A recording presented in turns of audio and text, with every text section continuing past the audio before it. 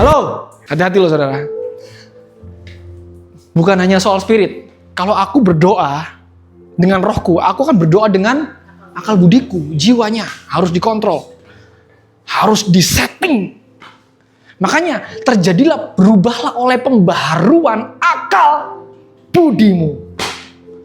Oh, pembaharuan jiwamu harus diperbaharui. Why spirit? Spirit ngikut. Sekali lagi, ada nefes. Nefes itu pasti align, dia pasti menyelaraskan. Makanya orang yang malas saat teduh, jiwanya sedang dikontrol. Udah, gak ada. Orang yang malas memiliki hubungan pribadi dengan Tuhan, jiwanya pasti terkontrol. Set di setting. Nefesnya di bawah, jiwanya di sini. Halo. Yes. Nah, baca yang keras. 1, 2, 3. Jangan pernah mengikuti kata hati, tetapi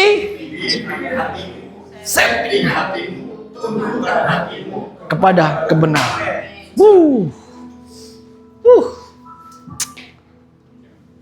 Nggak bisa. Udah gak zamannya bilang gini, Pak, saya mengikuti kata hati. Hati kecil.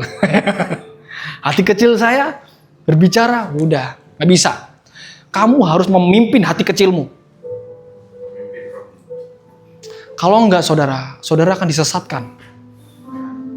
Ingat loh, menyembah Allah lain, menyembah yang kamu hadapi, bukan menyembah Elohim. Makanya nggak bisa, sudah nggak bisa kita pakai cara ini, udah nggak bisa nih, udah nggak bisa. Kalau hatimu cemar, berarti kamu mau ngikut dong, benar? Hati itu licik, hati itu licik. Makanya cek dulu, aduh Tuhan, licik nih, nggak diberesin dulu, nggak bisa. Makanya orang yang firm hidupnya itu orang yang mampu mengontrol jiwanya, mengontrol hatinya, menundukkan hatinya kepada kebenaran.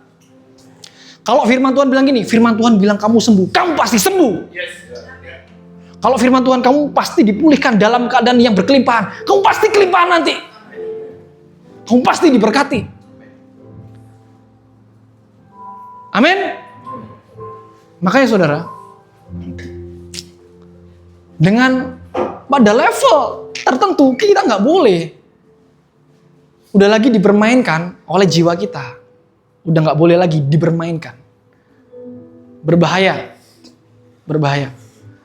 Wih, aku perasaan enggak nih, aku feeling nih. Apalagi feeling.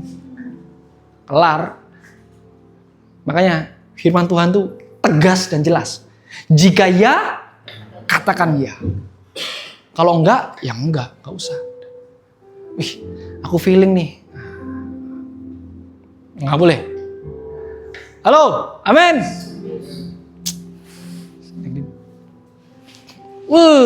Ini nih. Dahsyat nih. Mari kita baca saudara. Efesus 4 ayat 23 sampai 24. 1, 2, 3. Supaya kamu dibaharui di dalam pikiranmu dan mengenakan manusia baru yang telah diciptakan menurut kehendak Allah di dalam kebenaran dan kekudusan yang sesungguhnya. Kenapa ada sesungguhnya, saudara? That's it. Be careful. Kenapa ada kata sesungguhnya? Rasul Paulus tajam loh, saudara. Kamu nggak boleh cuman main kudus-kudusan. Nggak boleh. Kamu nggak boleh cuman main manusia baru, main-mainan. Nggak boleh. Kalau jadi manusia baru ya terus harus mengenakan terus. Makanya dan mengenakan, kami ini kan dibaharui kan terus menerus, saudara. Amin. Terus menerus. Soalnya gini, nggak bisa roh doang tuh nggak bisa. Wih, orang ini rohnya menyala nih, ya belum tentu. Coba kasih masalah dikit, belum tentu. Makanya bukan hanya roh doang, tapi pikiran. Jiwanya itu harus, Tuhan. Bahaya saudara. Dan mengenakan manusia baru. Karena gini, kalau kamu sudah diperbaharui jiwamu, itu akan berdampak keluar ke karakter. Halo? Pasti. Wah. 2 hari yang lalu tuh saya sampai, bener loh saudara, saya mendengar berita itu, gila.